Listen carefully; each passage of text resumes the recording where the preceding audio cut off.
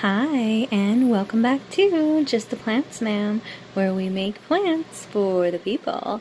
And the people, being me, had some leftover coconut milk from when I made the key lime cheesecake. So I decided that I was going to make this chocolate cheesecake. Yes, with fresh strawberries and a delicious chocolate drizzle. Oh yes. So if you want to see how I made this delicious dessert, come with me and let's get this recipe started. So it's 3/4 cup to 1 cup dates, and if you don't want to measure, it's about between 13 and 20 large medjool dates. Half a cup of soaked almonds. You always want to soak your nuts, even though I guess almonds are technically a seed, somebody said.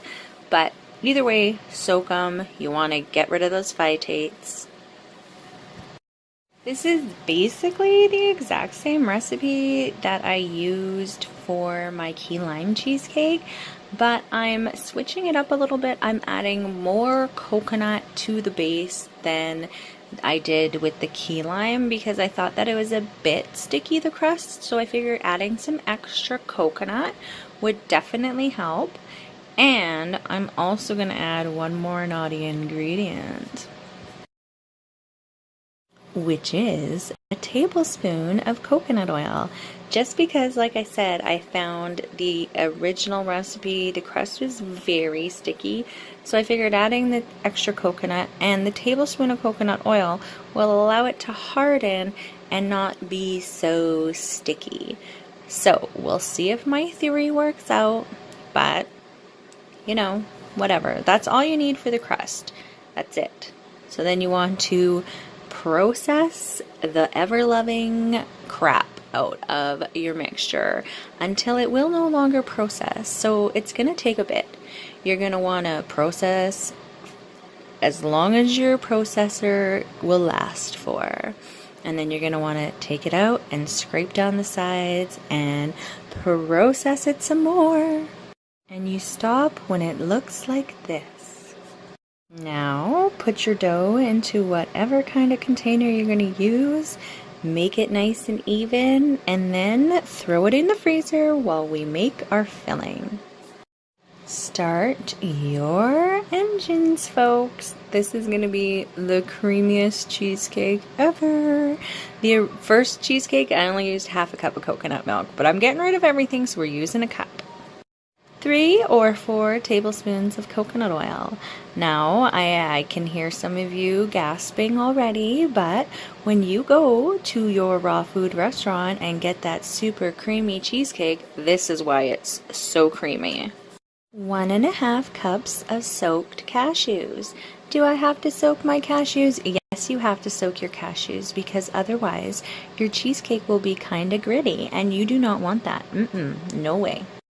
6 tablespoons of maple syrup. You can add more or less depending on how sweet you like your chocolate. I prefer my chocolate sweet as opposed to old and bitter. 1.5 tablespoons of lucuma powder. I love lucuma powder because it adds a caramelly flavor to anything. And my camera just about fell over, but I caught it! Haha! I thought I'd fancy things up a little bit with a teaspoon of vanilla. Add a dash of salt because we're sinning so much today anyways. I know you want to see it blend. So, this is the consistency that you are looking for. You want to blend the crap out of your filling, okay? You want to blend it until it is super smooth. You don't want to see any kind of chunky pieces in it, okay? So blend and blend and blend. And that's what it'll do when you stop. You're going to want to set aside some of the filling before we put in the cacao powder. That way we can make a nice swirly whirly cheesecake with 2 different colors. Hooray, this is going to be so much fun. Now we can make the rest of our filling super chocolatey. So add in 3 or 4 tablespoons depending on the level of chocolate intensity you're looking for.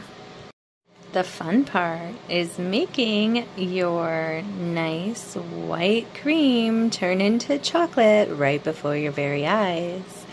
Oh yes, I love chocolate. Get the party started and pour your filling into the crust. I figured out the problem with my swirly whirlies is that I saved too much of the white cream. I didn't need to save that much. Next time I will save less and it'll be more than enough to make beautiful swirls. An exercise in patience is putting that pie in the freezer and waiting a few hours. Let's get started on our chocolate drizzle. If you want a chocolate drizzle that's gonna harden when it hits your frozen cheesecake, then add in coconut oil. If you don't want to, then you can just do maple syrup and cacao powder. 2 tablespoons of cacao powder. Add in 2 tablespoons of maple syrup and stir. And maybe put it in a bigger container than I did, because this was a mess. If you're super lucky like me, you'll be making your kids' french fries in the toaster. So you see that nice little warning, it says caution hot surface. Oh really? Thank you. Perfect. I'm just going to put my metal cup on there and melt away. Okay, we're finally done. It's set overnight. You don't have to do it overnight. You can do it for a few hours, but overnight works the best. And doesn't that look magnificent? I can't wait to make this look so pretty and have a piece. Ah. Now you get to make your cheesecake look however you would like it to look. I decided that strawberries would go really good with my chocolate cheesecake. Put your chocolate sauce in something that allows you to drizzle it in a nice and controlled fashion and do whatever you want to do to the top of your cake. Pour that chocolate however it pleases you and then watch how it hardens up as soon as it hits that frozen cake. I love it. Take your cheesecake outside, let it bask in the sunlight, tell it how beautiful it is, how much you're going to enjoy every single bite. Let's dive into this cheesecake and see how that inside looks. I am so curious. This is the very first time I've ever made a swirly kind of cheesecake, so cutting that first piece and seeing what it looks like is going to be very interesting.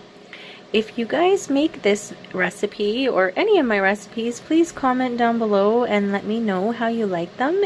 And if you like this video, please give it a thumbs up and subscribe to the channel for more videos like this in the future. I hope you pretty plant people have a fabulous day, and I will see you guys next time.